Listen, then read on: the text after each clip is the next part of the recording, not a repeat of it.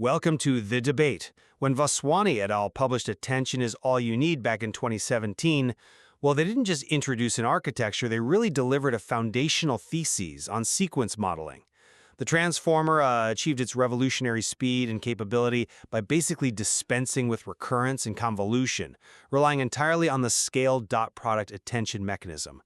And this allowed the information path length between any two tokens to become constant, a glorious O1 complexity in terms of sequential steps. And that really was revolutionary. I mean, the O1 path length means that long-range dependencies, the very thing that, tripped up so many previous models, are suddenly trivial to access. Precisely. But, and this is the crucial but, that one O1 path length came at a staggering computational cost. The mechanism requires comparing every single query token against every single key token, and that leads to a computational and memory complexity that scales quadratically with the sequence length L. We call this the OL2 problem. Now, when L is, say, 512 tokens, it's manageable, fine. But when L explodes to 64,000 tokens, which is, let's face it, essential for modeling things like full documents, high-resolution imagery, or long musical scores, OL2 becomes, well, a physical impossibility on most hardware. It's not just impossible, it's kind of a design failure if you're aiming for scale. It immediately restricts the utility of the architecture to pretty much only short sequence tasks, unless you happen to have a few 100,000 GPUs just lying around. Indeed. So the central question we are debating today, and this is really rooted in the evolution of this technology, is centered on the reformer, the so-called efficient transformer. Now, the reformer had to implement approximate methods, specifically locality-sensitive hashing attention, and frankly, drastic architectural changes like reversible layers to break free from that O of L2 limitation and achieve practical scale. So does the necessity of these engineered efficiency solutions fundamentally compromise the, let's say, mathematical purity and the guaranteed global dependency modeling integrity of the original OL2 transformer design? I'm going to argue that the original design, despite its cost, represents the theoretical maximum of attention precision. And I'll argue that theoretical precision is, well, an abstract luxury if the model is too fiscally irresponsible to actually run. The reformer represents necessary architectural triage, really, the engineering ingenuity required to democratize and expand the transformer paradigm, transforming it from a powerful academic idea into a scalable, real-world utility. Okay, so my argument rests on the foundation of that original attention mechanism. The core mathematical operation, right, that comprehensive matrix multiplication between Q and K, the queries and keys, that's what guarantees maximal effective resolution. Every query vector, Qi, is precisely measured against every key vector, Kj. This exhaustive comparison, it buys us the structural guarantee that the attention map is complete. It is the OL2 price tag, if you will, for the O1 constant path length structure. It's a pure, clean trade-off. Anything less, any approximation, inherently risks obscuring or even losing those crucial long-range dependencies. Okay, I understand the allure of purity, I really do. But let's talk about the hard constraints of reality for a moment. You call OL2 the necessary price, I call it a memory catastrophe. If we try to run a model with a 64K sequence length, so L equals 64,000, the attention matrix alone requires over 16 gigabytes of memory, just for that single computation at batch size 1. We are talking about the difference between a model that runs on standard commercial cloud hardware and one that requires, national-level compute resources. The reformer developed by Katayev et al. Wasn't just about tweaking performance. It was a necessary re-engineering effort focused on 3 specific, crippling memory bottlenecks of the standard transformer. All right, let's address those bottlenecks one at a time, starting with the one that, well, gives me the most pause, the attention scaling constraint itself. You swap the guaranteed exhaustive comparison, the full QKT matrix, for locality-sensitive hashing attention, which results in O of L log L complexity. Okay, that's a massive complexity reduction. We call it linear arithmetic instead of quadratic. Huge difference. But LSH is an approximation. It works by using random projections to sort similar vectors into buckets, essentially. This statistical approach means there's a non-zero, albeit maybe small, probability that two highly similar keys and queries might fall into different hash buckets, effectively, blinding the query to its nearest neighbor in that computation. How can you defend this substitution of deterministic precision for probabilistic performance, especially when the transformer's core power is built on universal access to information? That's a fair challenge. It's a compelling argument.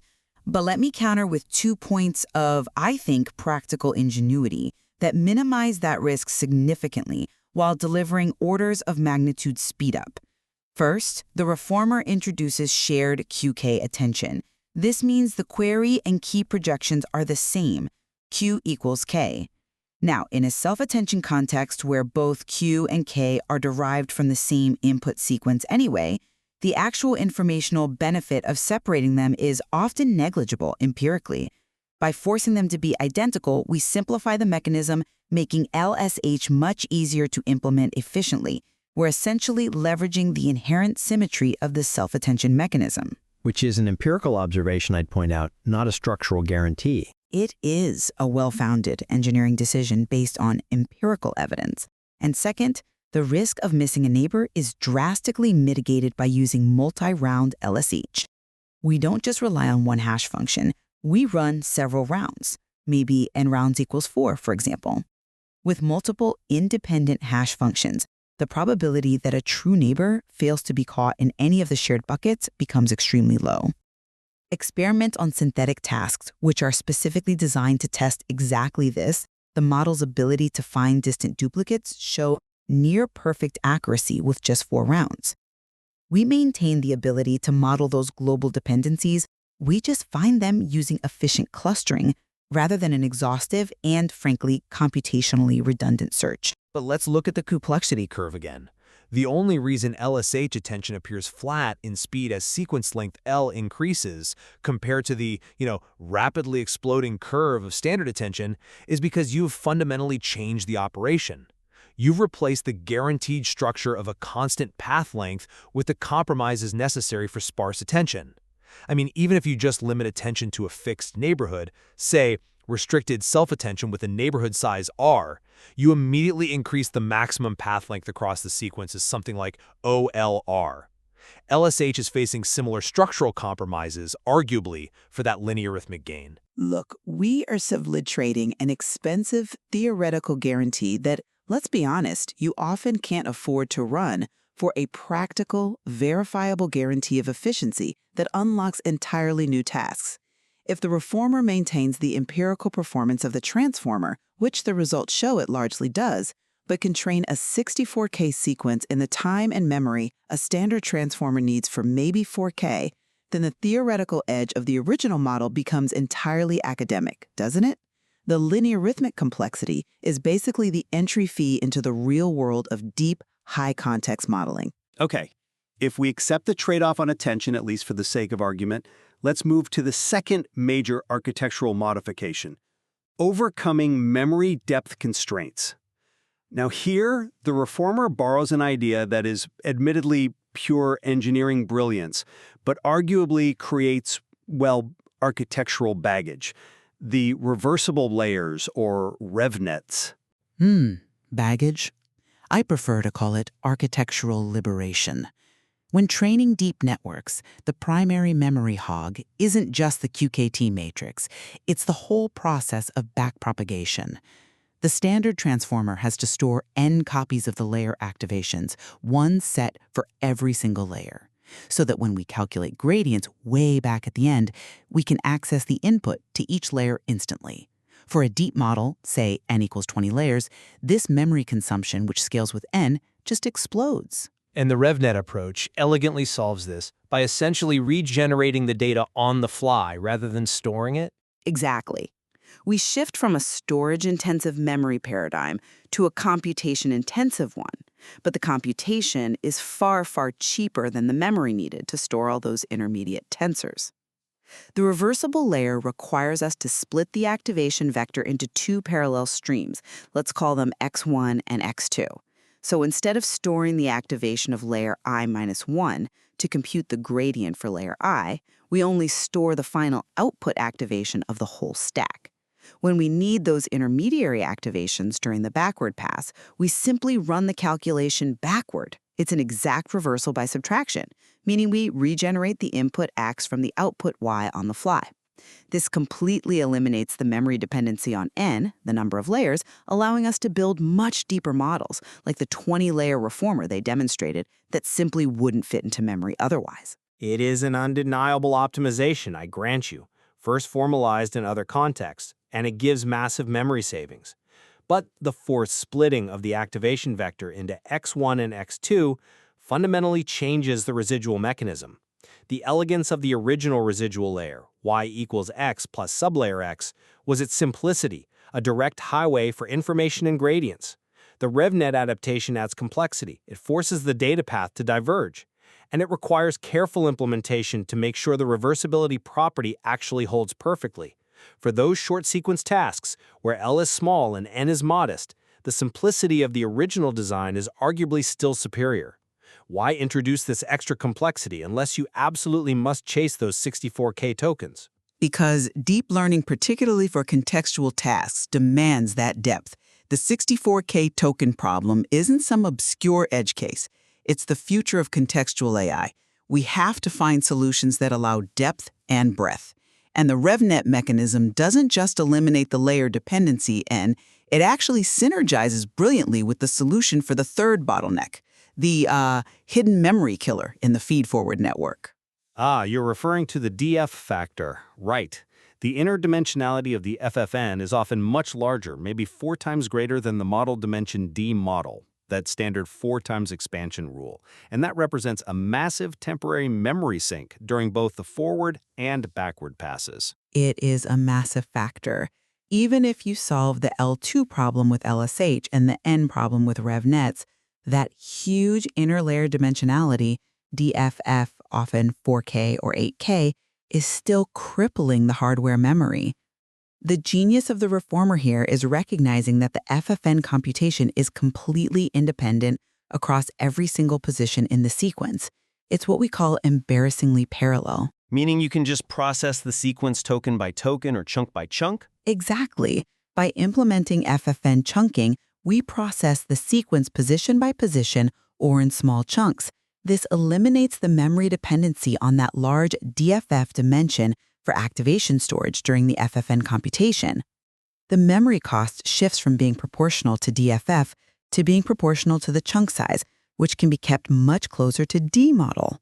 So putting it together, the reformer successfully decoupled the memory usage from the 3 biggest scaling factors, the quadratic sequence length L2, the layer depth N, and the FFN width DFF. And it replaced them with a linearithmic complexity L log L for attention, and memory dependencies primarily on the much smaller D model and the batch size. That's the summary, precisely. We achieved O of L log L computation, and a memory profile largely independent of depth and inner FFN width. And the result is the ability to train state-of-the-art models on sequences that were previously computationally intractable. This was demonstrated convincingly on tasks like generating highly coherent long text or even 64 by 64 images, treated as 64K sequence inputs. The empirical evidence is pretty conclusive. Efficiency was achieved without significant performance loss. Okay, you are making a compelling case for the, let's call it, the expedient solution. But I must return to my core concern. The original genius of the transformer lies in the constant sequential computation time and the complete view of the sequence provided by full self-attention. Sacrificing that complete, mathematically guaranteed view for a statistical approximation like LSH turns the transformer from a theoretically elegant and powerful model into, well, a sophisticated but ultimately sparse attention model. We are moving, I think, from purity toward necessary but perhaps less elegant architectural complexity. And I would reply that engineering practical deep learning must address reality. If the theoretically pure model is simply too expensive to utilize for crucial, high-context problems, then the reformer's approach, which democratizes access to large transformer capabilities via clever tricks like LSH and RevNets, is arguably the more valuable contribution at this stage. It's the necessary bridge that takes the beautiful theoretical concept of attention is all you need and expands its practical domain exponentially, making deep, complex models accessible to labs and researchers who don't have access to massive compute clusters. To wrap up my side, the original transformer established the gold standard, a clear, precise, and highly effective mechanism for attention, proving that attention in its fullest, exhaustive form was all we needed to move past previous sequential architectures. Its quadratic cost, while high, reflects the inherent complexity of accurately modeling global dependencies without any reservation or approximation. And from my perspective, the reformer represents the essential evolutionary step, transforming that gold standard into a universally scalable and deployable tool. By innovating with locality-sensitive hashing and reversible networks, it proves that radical memory efficiency can be achieved with, frankly, negligible impact on final performance metrics for most tasks. This extends the scope of deep attention-based models to sequence lengths previously considered impossible, like 64K tokens, fundamentally expanding the utility and reach of the transformer paradigm. Well, this discussion certainly highlights the fundamental tension in modern AI architecture, that ongoing push and pull between the pursuit of architectural simplicity and theoretical precision, which gives us these clean, guaranteed structures, versus the unrelenting, real-world demands of memory and computational scale. Indeed. It forces researchers to be equally brilliant at mathematics and engineering triage, you could say. The reformer really shows that the constraints of hardware can inspire just as much architectural brilliance as pure theoretical freedom. There is clearly much more to explore within this fascinating evolutionary space as we continue to push the practical limits of scale in AI.